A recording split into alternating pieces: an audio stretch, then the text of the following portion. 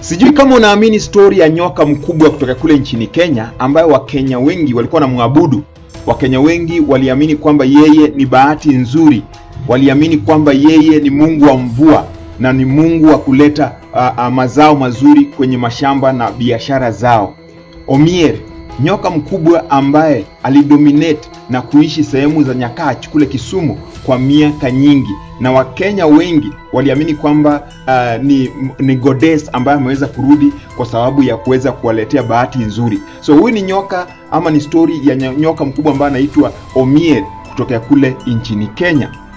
Now, Omier ni nyoka mkubwa ambaye aliweza kutokea 1980s kule nchini Kenya sehemu za Nyakach, na alipoingia kule Wakenya wengi kule sehemu za Nyakach waliamini kwamba hiyo ni spirit ya mwanamke fulani aliyefariki dunia kitambo ambaye alikuwa anaitwa Omier, kwa sababu alisema atarudi kwa mfano ya nyoka siku moja. So watu wakaamini kwamba huyo ni spirit yake, kwa sababu huyo mwanamke alikuwa ni mwanamke ambaye alikuwa anafanya miujiza nyingi, na alikuwa ni mwanamke ambao watu wengi waliamini kwamba ni spirit, ama alikuwa na connect na the spirits kuleta bahati nzuri kwenye kijiji. Nao watu walipoona hiyo nyoka imeweza kurudi, na ule mama alipokufa alisema atakuja kurudi siku moja kwa mfano ya nyoka. So watu walimkaribisha huyo nyoka na wakaweza kumpreserve vizuri. Wakaanza kumpatia huyo nyoka gifts kama kuku, kama mbuzi, ili asiweze kuondoka sehemu ya Nyakach upande wa Kisumu.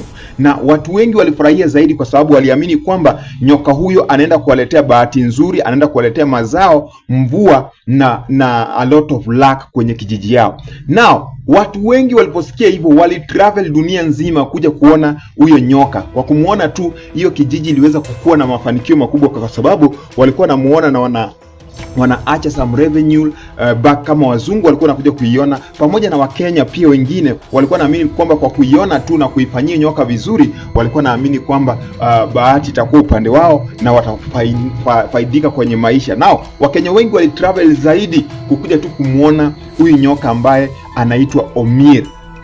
Now, in 1987 the tourists walikuwa wamekuja siku moja kuweza kumuona huyu nyoka. Baada ya wao kufika wakapata huyu nyoka hayupo. Okay? So ikabidi wakaazi wa hiyo kijiji waweze kumsikia huyo nyoka, kwa sababu alikuwa anaaminika ako kwenye kichaka fulani na hakuwa anataka kutoka nje. Nao wakawasha moto ili waweze kumsikia aweze kutoka. Nao Omier hakuweza kutoka pale ndani, na hiyo moto ikawa kubwa na ikaweza kumuumiza huyo nyoka. Ikabidi aweze kubebwa na ndege apelekwe hospitali kule Nairobi, lakini alipofikishwa pale aliweza kufariki dunia. Nao mpaka sasa hivi baada ya kufariki dunia huyo nyoka alichukuliwa na akawekwa kwenye museum, lakini wakazi wa hiyo kijiji walilia vibaya sana, nikana kwamba wamempoteza kiongozi mkubwa kama Raila Odinga hivi. Walilia wakamon for days, wakajua kwamba ancestors watawapunish kwa sababu ya moto ambayo waliweza kuwasha. Okay?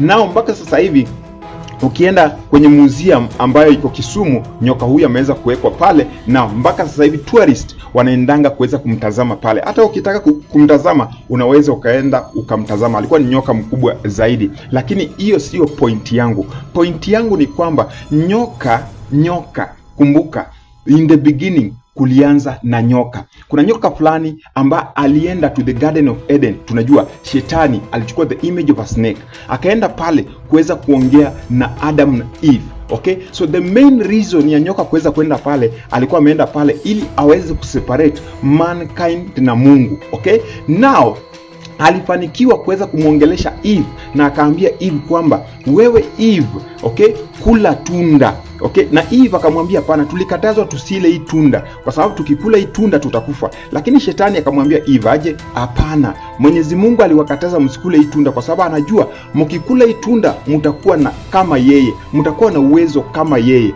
Hata sasa hivi as we speak, the snake bado yupo na uwanga anaongelesha kila mtu kwenye moyo wake, ndani yake anamwambia tu hapana, fanya tu hii kitu. Na ndani yako roho yako inakwambia hapana, Mwenyezi Mungu amesema nikifanya hii kitu nitakufa, ama nikifanya hii kitu maisha yangu itakuwa fupi. Lakini shetani anakuongelesha anakuambia hapana, fanya tu kwa sababu hakuna mtu ambaye atakuona. Ndio kwa maana unajipata umeingia into sin, kwa sababu ndani ya roho yako kuna a snake, a very big snake ambaye anajaribu kuongea na wewe. Kuna shetani ndani yako anaongea na wewe, anakuambia fanya hii, despite ya Biblia kuweza kukukataza kwamba usifanye hii, lakini huyu shetani anakuambia hapana, wewe fanya tu, kwa sababu ukifanya nobody will see you. Ndio kwa maana sasa hivi as we speak Pengine kuna mtu ambaye ako na mke wa mtu na anajua vizuri kwamba mke wa mtu anaweza kulead to your death. Mke wa mtu anafanya Mwenyezi Mungu aweze kukupunish. Kuna mtu as we speak sahi amekuwa muongo ajabu kwa sababu anadhani uongo ni kitu kidogo, na Mwenyezi Mungu anachukia waongo. Sijui kama unanisikiza. The snake alianza in the beginning na hata sasa hivi ako hapa hivi, na kuna uwezekano anaongea na wewe ndani ya roho yako ili uweze kufanya kitu ambacho Mwenyezi Mungu anachukia, uweze kufanya kitu ambacho Mwenyezi Mungu hapendi. Yuko hapa sasa hivi as we speak, na huyo nyoka sio friendly kama nyoka Omiri, okay? Ako hapa hivi kwa ensure kwamba amekuseparate with your creator. Sijui wewe unaonaje kuhusu hii nyoka ambayo inaongea ndani yako? The only thing ambayo unaweza ukafanya na uweze kushinda huyu nyoka ni kuhakikisha umelive maisha yako to the scriptures, because Mwenyezi Mungu amekupatia scriptures ambazo zitakuguide ili usivuke mipaka fulani. Lakini huyu shetani anataka kwamba uvuke hizo mipaka. Ensure that you fight that appetite ambayo shetani ameweka ndani yako, ambayo inakufanya uvuke mipaka ambazo Mwenyezi Mungu ameweza kukuwekea, because Mungu amewekea kila kitu mipaka. Hata maji ya baharini Mwenyezi Mungu amewekea mipaka. Kuna sehemu haiwezi ikavuka because zinasikiza the voice of the Lord. Hata sisi imefikia mahali turudi to our feet, turudi kwa miguu yetu, tuache kuvuka mipaka ambayo Mwenyezi Mungu ametuweka